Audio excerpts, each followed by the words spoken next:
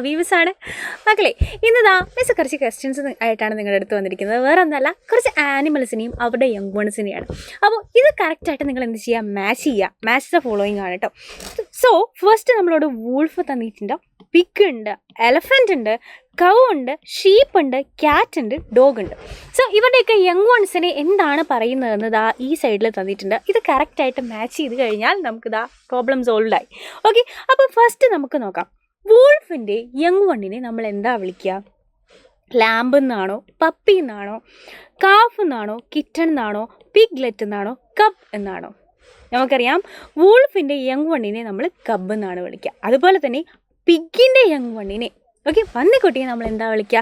Piglet, PIGLET, piglet എന്നാണ് വിളിക്കുക. എലഫൻറ്റിൻ്റെ young one, എലഫൻറ്റിൻ്റെ ആണ് കുട്ടി എന്നുണ്ടെങ്കിൽ, ആനക്കുട്ടിയാണെന്നുണ്ടെങ്കിൽ നമുക്ക് അതിനെയും എന്ത് വിളിക്കാം? കാഫ് എന്ന് തന്നെയാണ് വിളിക്കുന്നത്. ഇനി കൗ ആണെന്നുണ്ടെങ്കിലോ, നമ്മൾ ടാവ് എന്നൊക്കെ പറയല്ലേ, കൗവിൻ്റെ യങ് വണ്ണിനെ നമ്മൾ എന്താ വിളിക്കുക? കാഫ് എന്നാണ് വിളിക്കുക. ഇനി ഷീപ്പ് ആണെന്നുണ്ടെങ്കിലോ, ആട്ടിൻകുട്ടി ചെമ്മരി ആടാണെന്നുണ്ടെങ്കിലോ അതിൻ്റെ യങ് വണ്ണിനെ നമ്മൾ LAMB, ലാമ്പ് എന്ന് വിളിക്കും. ഇനി നമുക്കറിയാം ക്യാറ്റ് അല്ലേ, നമുക്ക് സ്ഥിരം അറിയുന്നതാണ്. ക്യാറ്റിൻ്റെ യങ് വണ്ണിനെ, പൂച്ചക്കുട്ടിയെ നമ്മൾ എന്താണ് വിളിക്കുക? കിറ്റൺ എന്നാണ് വിളിക്കുക. KITTEN, കിറ്റൺ എന്നാണ് വിളിക്കുക. ഈ ഡോഗ് ആണെന്നുണ്ടെങ്കിൽ ഡോഗിൻ്റെ യങ് വണ്ണിനെ നമ്മൾ എന്താ വിളിക്കുക? പപ്പി എന്ന് വിളിക്കും കേട്ടോ. PUPPY, പപ്പി എന്ന് വിളിക്കും. അപ്പോൾ കറക്റ്റായിട്ട് നമ്മൾ എന്ത് ചെയ്തു? ഓരോന്നിൻ്റെയും യങ് വണ്ണിനെ കറക്റ്റായിട്ട് മാച്ച് ചെയ്തു. ഇനി അങ്ങനെയാണെന്നുണ്ടെങ്കിൽ നമുക്ക് വേറൊന്നും കൂടെ ചെയ്യാനുണ്ട്, പ്ലൂറൽ ഫോംസ്. അതായത് ഒന്നിൽ കൂടുതലുണ്ടെന്നുണ്ടെങ്കിൽ നമ്മൾ എന്താ വിളിക്കുക?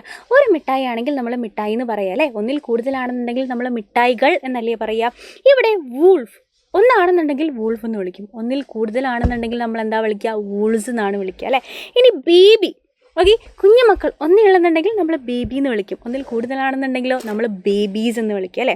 സ്ട്രീം എന്ന് പറഞ്ഞാൽ എന്താ? അരുവി എന്നാണ്. ഓക്കെ, അപ്പോൾ സ്ട്രീം ഒന്നിൽ കൂടുതൽ അരുവികളുണ്ടെങ്കിൽ STREAMS, സ്ട്രീംസ് എന്ന് വിളിക്കും. ഓക്കെ, വൂൾസിൻ്റെ WOLVES, വൂൾസ് എന്നാണ് നമ്മൾ സ്പെൽ ചെയ്യുക. ബേബി ആണെന്നുണ്ടെങ്കിലോ BABIES, ബേബീസ് എന്നാണ് നമ്മൾ വിളിക്കുക കേട്ടോ. സ്ട്രീം അരുവി ആണെന്നുണ്ടെങ്കിൽ സ്ട്രീംസ് എന്നാണ് നമ്മൾ പറയുക. വാട്ടർഫോൾ, വെള്ളച്ചാട്ടം എന്നാണ് അർത്ഥം അല്ലേ. അപ്പോൾ വെള്ളച്ചാട്ടം ഒന്നിൽ കൂടുതലുണ്ടെങ്കിൽ നമുക്ക് എങ്ങനെ പറയാം? പ്ലൂറൽ ഫോമിൽ വാട്ടർഫോൾസ് എന്ന് പറയാം. സ്നേക്ക്, ഒരു പാമ്പ് ഉള്ളെങ്കിൽ നമ്മൾ സ്നേക്ക് എന്ന് പറയും, ഒന്നിൽ കൂടുതൽ പാമ്പുകളുണ്ടെങ്കിൽ സ്നേക്സ് എന്ന് പറയും. SNAKES, സ്നേക്സ് എന്ന് പറയും. മാൻ, മനുഷ്യനാണെന്നുണ്ടെങ്കിൽ ഒരാളാണെങ്കിൽ മാൻ എന്ന് പറയും, ഒന്നിൽ കൂടുതലാണെങ്കിൽ നമ്മൾ മെൻ എന്ന് പറയും.